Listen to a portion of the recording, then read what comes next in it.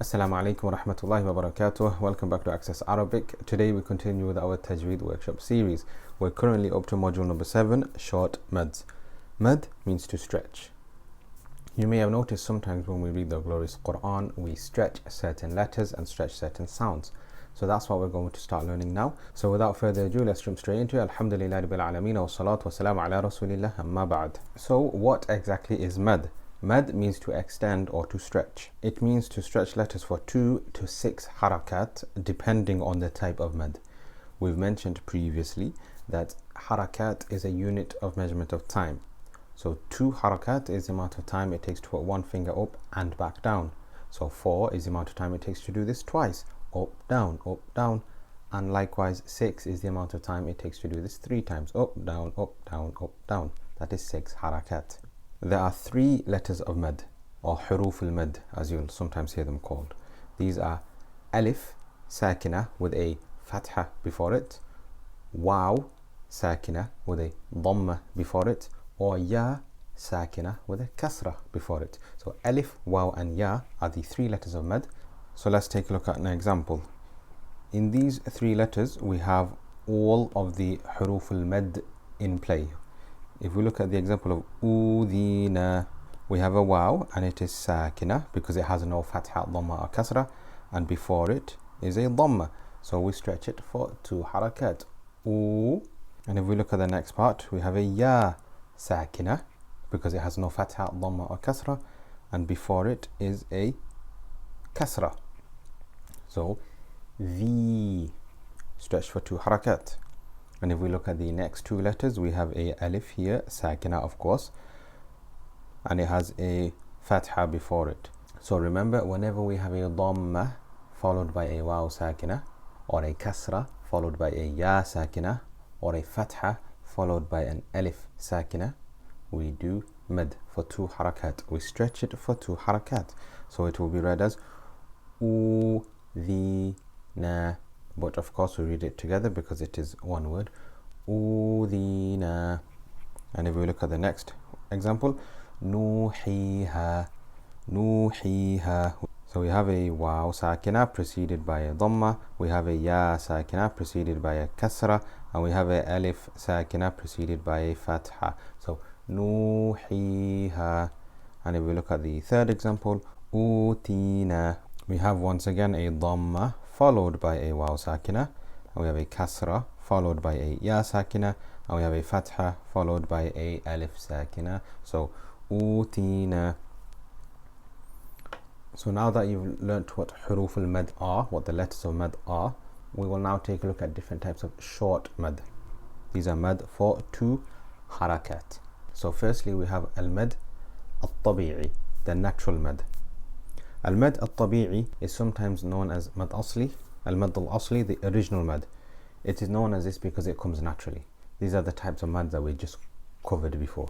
Al-mad al-Tabeei or mad asli, whatever you like to call it, is simply when a fatha is followed by an alif sakina, or whenever a dhamma is followed by a waw sakina, or whenever a kasra is followed by a ya sakina. We stretch it for 2 harakat. This is what we literally just covered. We use this as the example because al-mad tabi'i or al-mad asli is the most default basic type of mad. It just comes naturally through speaking. For example, we have the English word car, C-A-R, car. Whenever we say it, we make a stretch. We do mad. Car is natural. We can't say kar. If we say kar, it's something totally different. It's a natural mad. This is just part of how people read, write, speak. It forms the basic construction of the word itself. So as we mentioned, mad tabi'i or mad asli, depending on what you like to call it, is stretched for 2 harakat. Udhina. We've already covered these examples before. Udhina, nuhiha, utina. But just to recap, it's because we have a dhamma followed by a waw sakina, we have a kasra followed by a ya sakina, and we have a fatha followed by an alif sakina. In the second example, nuhiha, we have a dhamma followed by a waw sakina, we have a kasra followed by a ya sakina, and we have a fatha followed by an alif sakina. And in the third example, utina, we have a dhamma followed by a waw sakina, a kasra followed by a ya sakina, and a fatha followed by an alif sakina. Remember, it is stretched for 2 harakat. Utina. And now we move on to rule number 2. A lot of Tajweed books go into very deep analysis and deep discussions regarding mad badal, because it is a mad, it's a stretch that comes about due to grammatical reasons. However, to put simply, al-mad al-badal is simply every hamza preceding a letter of mad. We've mentioned that a letter of mad, huruf al-mad, is when we have a dhamma followed by a waw sakina, a kasra followed by a ya sakina, or a fatha followed by an alif sakina. If al-mad al-badal is not followed by a hamza or a sukoon, then it is held for 2 harakat. And we have 3 examples here: bi ayatina, ra'ahu, and al-ayah. If we look at the examples again, we have bi ayatina, and that is because here we have a fatha followed by an alif sakina. So this is essentially mad tabeei or mad asli, which we know is stretched for 2 harakat. But because the actual letter that we're stretching is a hamza, we will call it mad badal. So we have bi ayatina, bi ayatina. Next we have ra'ahu, ra'ahu, ra'ahu. So here we have a fatha followed by an alif, and the actual letter that we're stretching is hamza, so this is mad badal. Once again, in the 3rd example, al-ayah, al-ayah, al-ayah. We have here, I know it's slightly difficult to see because it's a lam alif construction, but here we have a fatha followed by a alif sakina here, and the actual letter that we're stretching is a hamza, so this is al-mad badal. If the letter that we weren't stretching was a ba or a ta or any other letter other than hamza, we would call it mad tabeei or mad asli, but because it is a hamza, we call it al-mad al-badal. And now we move on to rule number 3. We have mad al-iwad, mad al-iwad. And if anybody's wondering how al-iwad is in Arabic, it is al-iwad, al-iwad means compensation. So iwad means compensation. So when stopping on a word ending in 2 fathas, we remove one of the fathas. You may already know this. This leaves us with an alif sakina preceded by a fatha, which, as we know, is mad for 2 harakat. So you could say the compensation, the iwad, for removing one of these fathas is to make mad. Except for ta marbuta, which is the circle ta here. It is the circle ta with the 2 dots on it, because when we stop on a word with ta marbuta, it will be read as a ha sakina instead of a ta. So let's take a look at some examples. We have turaban, turaban, turaban, but if we stop on it, we will remove one of the fathas, so we are left with fatha followed by an alif sakina, which, as we know, is mad for 2 harakat. So in a sense, you could also say this is mad tabeei, however, it is called mad iwad. The same principle applies. It's a short mad for 2 harakat because we have fatha followed by harf mad. We have fatha followed by alif with a sakin, alif sakina. Plus alif is always sakin anyway, but that's a different discussion. So it won't be read as turaban, it will be read as turaba.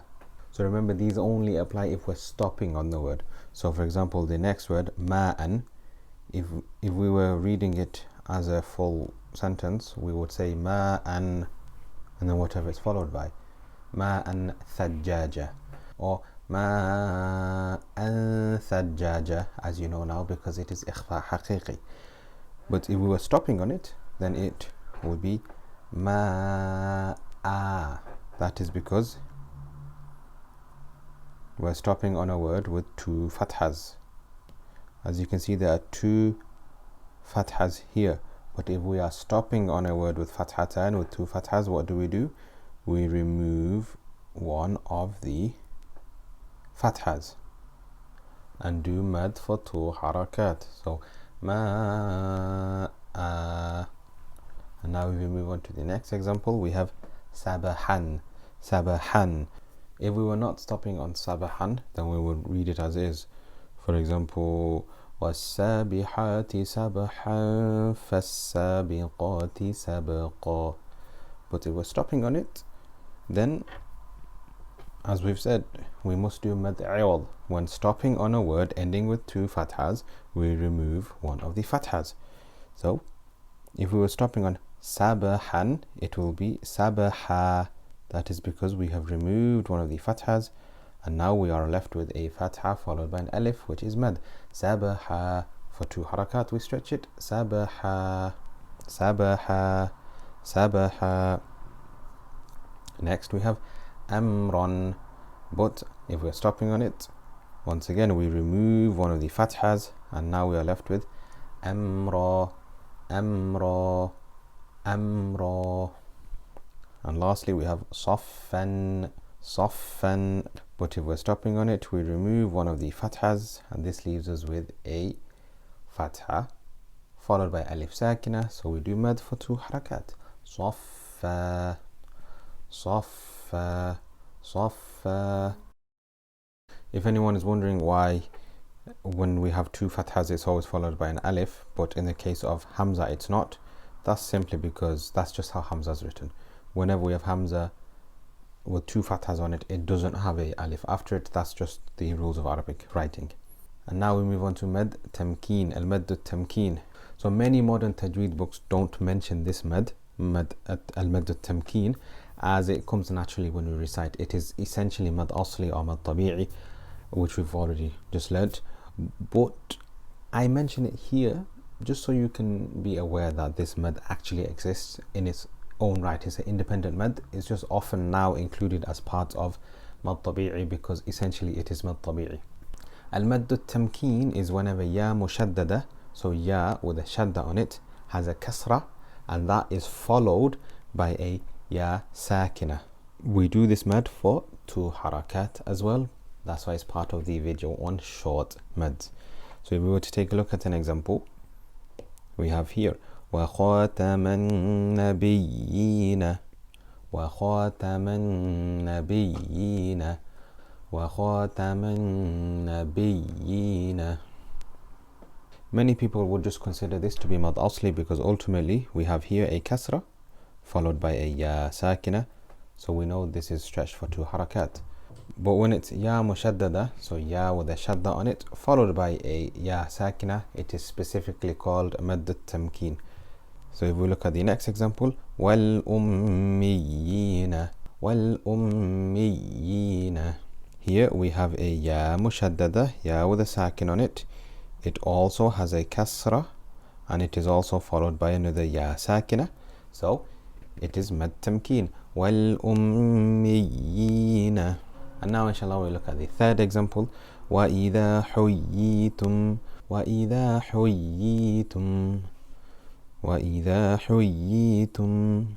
We have here ya mushaddada. As we can see, there's a shadda on the ya. It also has a kasra on it, and it's followed by a ya sakina. So this is mad. So this is al-mad at-tamkeen. وَإِذَا حُيِّيتُمْ. So now let's recap. We've covered that mad means to stretch. So we've learnt that whenever a fatha is followed by a alif sakina, or a dhamma is followed by a waw sakina, or a kasra is followed by a ya sakina, we do mad, we stretch for two harakat.